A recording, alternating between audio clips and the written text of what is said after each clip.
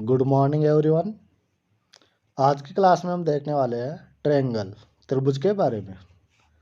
त्रिभुज के बारे में हम संपूर्ण से चर्चा करेंगे, पूरी डिटेल बताऊंगा मैं आपको, बेसिक से लेके एडवांस तक।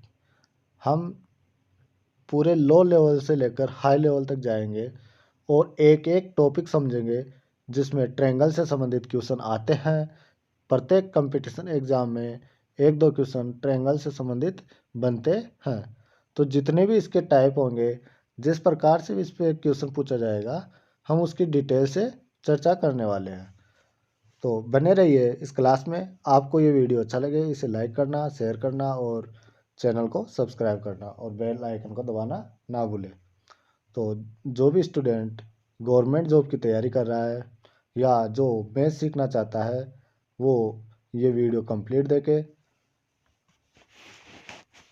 तो देखिए, त्रिभुज में सबसे पहली बात आती है कि इसमें भुजाएं कितनी होती है। तो इसमें जो साइड होती है, इनकी संख्या होती है 3। भुजाओं की संख्या कितनी होती है? 3। और कोण कितने होते हैं इसमें? एंगल भी कितने होते हैं? 3। पहली बात तो इसकी ये हो गई। उसके बाद में इसका जो आंतरिक कोणों का योग है,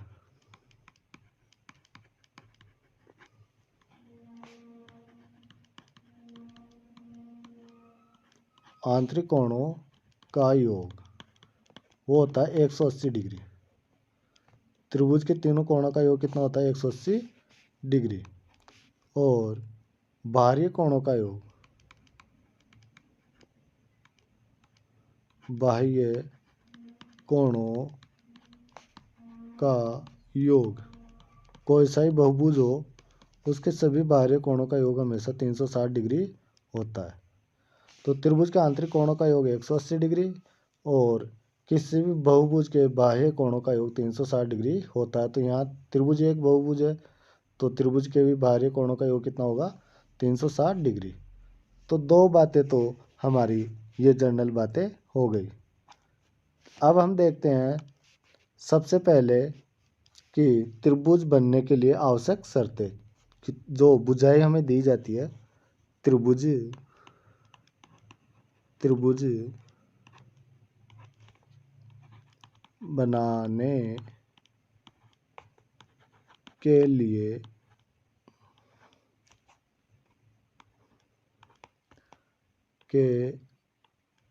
लिए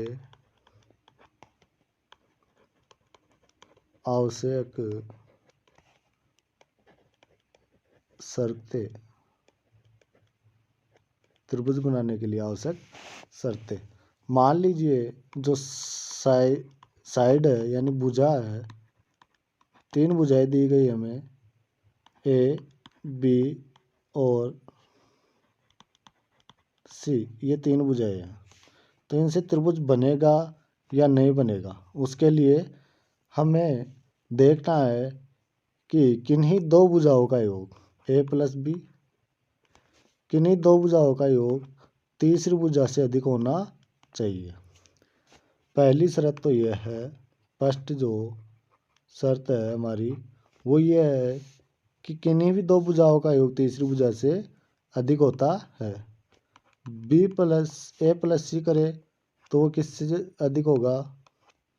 वो बी से ज़्यादा होगा। और सी प्लस बी करे तो वो ए से बड़ा होगा। तो दो भुजाओं का योग तीसरी भुजा से बड़ा होता है, तब तो त्रिभुज बनेगा। इन शर्तों को लागू करने पर त्रिभुज क्या होता है? बनता है। और दूसरा है अंतर से। अंतर से देखें कि दो भुजाओं का अंतर तीसरी भुजा से हमेशा क्या होगा? कम होगा। तीसरी भुजा से हमेशा क्या होगा? कम। दो भुजाओं का अंतर तीसरी भुजा से हमेशा कम होता है। ये दो शर्तें हो गई और इनसे एक क्वेश्चन पक्का पूछा जाता है और ये काफ़ी इम्पोर्टेंट है। पहला ही हमारा जो टॉपिक है वो है कि जो माप दी जाती है उनसे त्रिभुज बन पाएगा या नहीं। इन्हीं के आधार पर हमें क्वेश्चन पूछ लिया जाता है। तो हम लेते हैं ए बी और सी की जगह 2, 4 और 5 सेंटीमीटर की भुजाएं हैं। क्या इनसे त्रिभुज बन पाएगा या नहीं? तो हम पहला देखते हैं योग से, a प्लस बी, तो 2 + 4 कितना हो गया 6, और ये 5 से अधिक है। इसी प्रकार से 4 + 5 कितना हो गया 9, जो किससे ज़्यादा 2 से अधिक है। इसी प्रकार हम देखेंगे कि 2 + 5 कितना हो गया 7, ये कितना, ये किससे ज़्यादा 4 से ज़्यादा है। ये क्या है 4 से अधिक है। तो पहली शर्त सभी में लागू हो रही है, तो इनसे त्रिभुज बनेगा। इनसे त्रिभुज क्या होगा बनेगा, यस, त्रिभुज बन सकता है। एक तो हम योग करके देख सकते हैं, या फिर हम दूसरा तरीका अपना सकते हैं, अंतर से भी हम ज्ञात कर सकते हैं। दो भुजाओं का अंतर तीसरी भुजा से हमेशा कम होता है। जैसे 4 - 2 किया तो कितना आएगा 2, ये हमेशा किससे कम होगा 5 से। 5 - 4 किया कितना आएगा 1, ये 2 से छोटा है। और इसी प्रकार हमने किया 5 - 2 कितना आएगा 2 आएगा, जो किससे छोटा होगा 4 से छोटा होगा। तो दोनों ही शर्तें लागू हो रही है, और दोनों ही शर्तों से हमारे क्या हो रहा है, ट्रायंगल बन रहा है, त्रिभुज बन रहा है। तो 2, 4, 5 की माप से त्रिभुज बनना संभव है। इसी प्रकार हम ले लेते हैं 3, 4, 5 मीटर। क्या इनसे त्रिभुज बन पाएगा, यस या नो? केवल हमें ये देखना है कि ट्रायंगल बन सकता है या नहीं। तो हम इसमें शर्त लागू करेंगे a + b वाली, यानी कि दो भुजाओं का योग तीसरी भुजा से अधिक होता है। तो ये सही है, क्योंकि 3 + 4 कितना आएगा 7, और 7 5 से बड़ा होता है। 4 + 5 कितना होता है 9, और ये किससे बड़ा होगा 3 से बड़ा होगा। 3 + 5 कितना होता है 8, और ये किससे बड़ा होगा 4 से बड़ा होगा। तो सही है, ट्रायंगल बन सकता है, त्रिभुज बन सकता है, यस, त्रिभुज बनेगा। अंतर से भी देख लेते हैं अब। दो भुजाओं का अंतर तीसरी भुजा से हमेशा कम होता है। तो 4 - 3 1 आएगा, जो 5 से छोटा है। 5 - 3 2 आएगा, जो 4 से छोटा है। और 5 - 4 1 आएगा, जो 3 से छोटा है। तो इन सभी में ये शर्त लागू हो रही है, तो ट्रायंगल बन पाएगा। तो हमारे पास दो तरीके होते हैं कि या तो दो संख्याओं को, जो दो भुजाएं हैं, उनके माप को घटा के देखिए, तीसरी भुजा से कम आनी चाहिए, तो ट्रायंगल बनेगा। तो पहला ही हमने देखा कि क्या इन दी गई मापों से त्रिभुज बन सकता है या नहीं बन सकता। अब हम एक एग्जाम्पल और लेके देखते हैं। मैंने लिया 2, 3, 5, क्या इनसे त्रिभुज बनना संभव है? तो हम देखते हैं 2 + 3 क्या बड़ा है 5 से? तो हम कहेंगे कि 5 से बड़ा नहीं है, केवल 5 के बराबर आएगा। 3 + 5 बड़ा है 2 से, ये यहाँ तो लागू हो रहा है, एक में लागू हो गया, लेकिन इसमें लागू नहीं हुआ। फिर हम देखते हैं 5 + 2 कितना आया 7। 5 + 2 कितना आया 7, जो 3 से बड़ा है। देखिए इन दो में लगा, यहाँ नहीं लगा, तो कहने का मतलब एक में भी नहीं लगेगा, तो हम कहेंगे नो, ट्रायंगल नहीं बनेगा, त्रिभुज नहीं बनेगा। अंतर से भी देखते हैं, क्योंकि मैंने कहा था कि दो भुजाओं का योग हमेशा तीसरी भुजा से अधिक होता है, और यहाँ दो भुजाओं का योग तीसरी भुजा के बराबर आया है, तो ये गलत होगा। अब हम देखते हैं दो भुजाओं का अंतर, तो 3 - 2 हमेशा कम है 5 से, ठीक है ये भी। इसी प्रकार 5 - 3 क्या 2 से कम है? ये गलत है, क्योंकि 2 = 2 आएगा यहाँ तो, और बराबर वाली शर्त लागू होती नहीं है, तो यहाँ पर भी ट्रायंगल नहीं बन पाएगा। और हम देखते हैं 5 माइनस 2 हम करते हैं तो कितना आता है 3, और यह भी असत्य है क्योंकि 3 बराबर 3 होता है, यहाँ 3 आएगा, यहाँ 3 3 से बड़ा कभी नहीं हो सकता, तो इससे भी ट्रायंगल बनना असंभव है। नो, नॉट, असंभव, त्रिभुज नहीं बनेगा।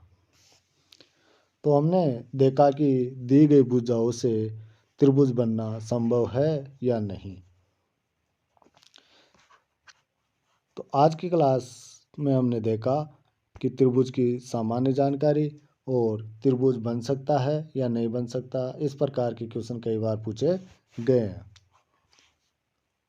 अब हम गुणों की बात करते हैं, त्रिभुज के जो गुण होते हैं उनकी बात करते हैं। तो हम सबसे पहले लेते हैं त्रिभुज में जो तीनों कोण होते हैं, ये कोण, ये कोण और ये कोण, ए, बी और सी, इसे एक्स, वाई और जेड कहा मैंने। तो मैं कहूँगा कि x plus y plus z, इसका मान कितना होगा 180 डिग्री। मैंने कहा था क्योंकि आंतरिक कोणों का योग कितना होता है त्रिभुज के 180 डिग्री। तो हमें यहाँ से क्वेश्चन पूछे जाते हैं हमसे कि बताइए ये 50 डिग्री है, एक कोण 50 डिग्री है और दूसरा कोण 60 डिग्री है, तो एक्स का मान बताइए। तो हम क्या करेंगे 50 प्लस 60 प्लस एक्स, तीनों को जोड़कर 180 के इक्वल रखते हैं। तो इन दोनों को जोड़ा 110 आया, तो 110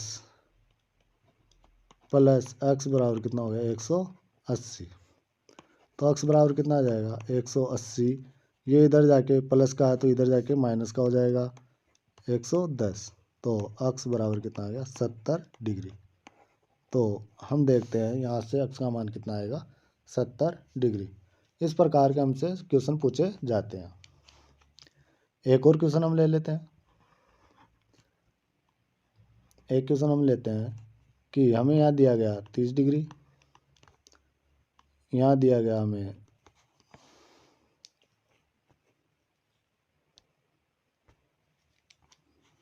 30 डिग्री और यहाँ दिया गया हमें 50 डिग्री, और यहाँ हमसे पूछ लिया एक्स का मान बताइए। तो हम क्या करेंगे, तीनों का योग, तीनों कोणों का योग कितना आना चाहिए 180 डिग्री आना चाहिए। कितना आना चाहिए 180 डिग्री। हम देखते हैं 30 और 50 को जोड़ते हैं तो कितना आता है 30 और 50, 30 प्लस 50 जोड़ते हैं तो कितना आता है 80 डिग्री।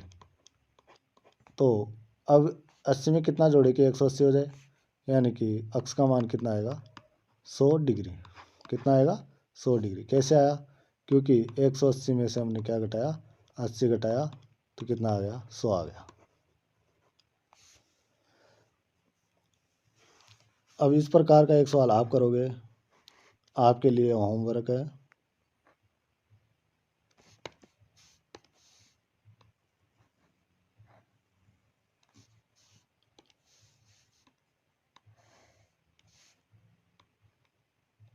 ये है 30 डिग्री, ये है 90 डिग्री, तो यहाँ अक्स का मान, तो अक्स का मान कितना होगा ये आपको बताना।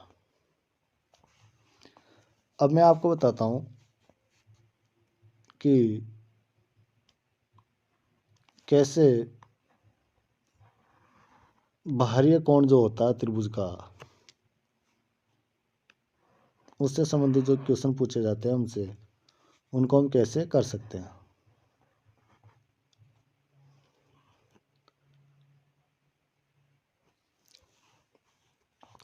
तो हमें इसमें दिए गए हैं दो कोण, कोण ए दिया गया एक्स और कोण बी दिया गया वाई, और हमसे ये कोण अगर पूछा जाता है, ये बाहरी कोण, ये कौन सा कोण है, ये बाहरी कोण है, हमसे इसका मान पूछा जाता है कि कोण ACD बराबर क्या होगा, तो ACD बराबर हमेशा होगा x प्लस वाई। ACD बराबर क्या होगा, x प्लस वाई। देखिए इसके विपरीत, इस कोण के विपरीत, यानी कि ये जो बाह्य कोण है इसके सम्मुख आंतरिक कोणों का योग, बाह्य कोण के सम्मुख आंतरिक कोणों का योग ही बाह्य कोण के बराबर होता है। तो ये क्या होगा, सम्मुख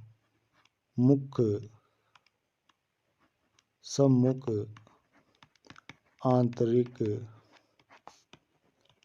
कोणों का योग, सम्मुख आंतरिक कोणों का योग बराबर क्या होगा, बाह्य कोण,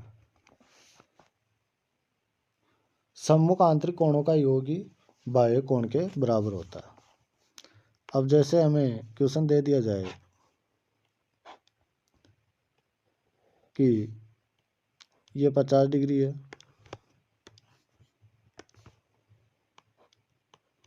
ये 50 डिग्री है और ये 60 डिग्री है, तो इसका मान बताइए, अक्ष का मान बताइए। तो हम क्या करेंगे, अक्ष बराबर क्या हो जाएगा, क्योंकि अक्ष बाह्य कोण है और इसके सम्मुख आंतरिक कोण क्या है, 50 और 60। क्या है, 50 और 60, इन्हीं का योग क्या होता है, आंतरिक कोण के बराबर होता है। तो कितना हो जाएगा, 110 डिग्री। तो इस प्रकार के हमसे एग्जाम में क्वेश्चन पूछे जाते हैं। इसी पर एक क्वेश्चन हम लेते हैं।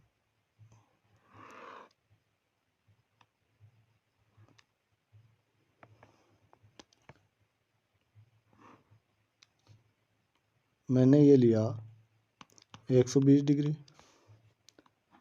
इसको लिया मैंने 50 डिग्री, और यहाँ हमें अक्ष का मान पूछ लिया। तो हमें पता होना चाहिए कि जो बाह्य कोण है, बाह्य कोण का मान दोनों सम्मुख आंतरिक कोणों के योग के बराबर होता है, दोनों सम्मुख आंतरिक कोणों के योग के बराबर होता है।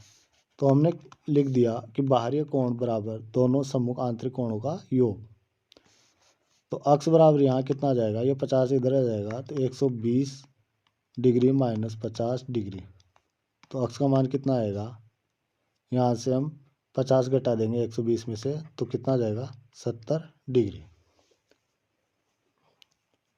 तो हम देखते हैं कि यहाँ 50 डिग्री है, यहाँ कितना जोड़ूँ, अक्ष का मान कितना रखूँ कि 120 हो जाए। तो हम क्या करते हैं, 120 में से 50 को घटा देते हैं, तो 70 डिग्री। इसी प्रकार का हमसे सवाल पूछ सकते हैं।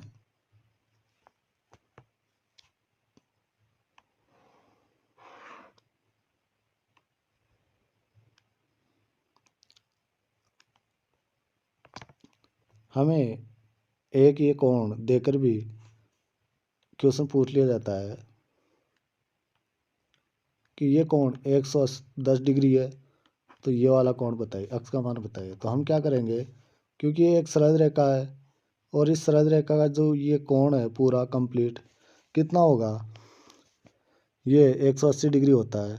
तो हम क्या करेंगे, अक्ष प्लस 110 डिग्री बराबर कितना होगा, 180 डिग्री, क्योंकि ये एक सरल रेखा, जो सरल रेखा होती है इसका पूरे का कोण कितना होता है, 180 डिग्री होता है। एक सरल रेखा के कोणों का योग कितना होता है, 180 डिग्री, जिस पर ये कितना है, 110 डिग्री लिया हमने, कितना लिया, 110 डिग्री, हमें ये ज्ञात करना। तो हम क्या करेंगे, 180 में से 110 को घटा देंगे, तो 70 डिग्री हमारा यहाँ आंसर निकल के आएगा। दूसरा तरीका है, हमें पता है कि 110 इन दोनों कोणों के योग के बराबर होगा और आंतरिक कोणों का योग कितना होता है, 180 डिग्री। तो 110 में से हमें क्या घटाना है, 180 घटाना होता है, 180 में से 110 डिग्री को घटा देंगे। तो चलिए दोस्तों, आज की क्लास हम यहीं समाप्त करते हैं। आपको ये वीडियो अच्छा लगा हो तो इसे लाइक करना, शेयर करना और हमारे चैनल को सब्सक्राइब करना, बेल आइकन को दबाना ना भूलें और कंटिन्यू अपनी तैयारी रखिए। इसी प्रकार के छोटे छोटे वीडियो से मैं आपके कॉन्सेप्ट क्लियर करता रहूँगा और बने रहिए हमारे यूट्यूब चैनल पर, देखते रहिए हंस education academy, DR Hansraj sir के साथ में। फिर मिलेंगे अगली क्लास में, जब तक के लिए जय हिंद, जय भारत, टेक केयर।